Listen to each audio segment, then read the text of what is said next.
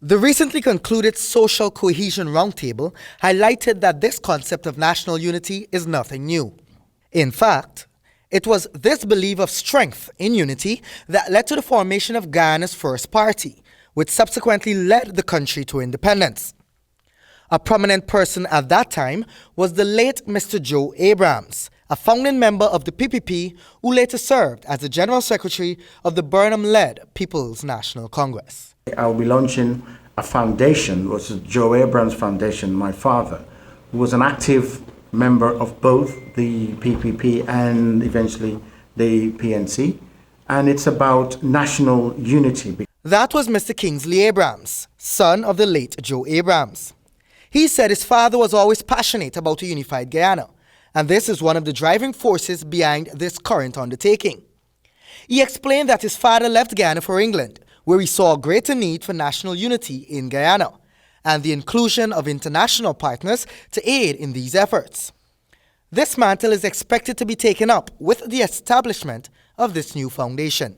Because then when my father was in England also, he was vice chair of what's called the Commission for Racial Equality, and he was also chair of the National Association of Community Relations Council.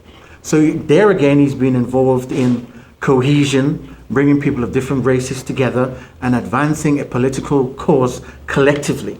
Now, we will want to expand on that and write papers on that particular work, and to show how that work could be done and supported in Guyana. Mr. Abrams stressed that Guyana needs to direct its focus to the attainment of social, political, racial, and economic unity at the grassroots levels to ensure it advances. Abrams is an active trade unionist and noted that the movement has its role to play in the drive for national unity. This saw him organizing a conference in England that sought to explore ways in which the trade unions can help. This notion was supported by Mr. General Hammond, whose father also served the PPP in days gone by. And hence that conference that he's talking about, which was organized by the biggest union in the United Kingdom, has more than 1 million members, has supported this initiative of Government of National Unity. So the trade union movement in this country is central to the question of racial unity and national unity.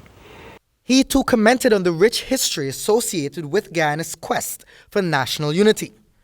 Mr. Abrams separately relayed that the first coalition was successful because they had their focus, and Guyana now has to regain this focus. All of these people were in one party.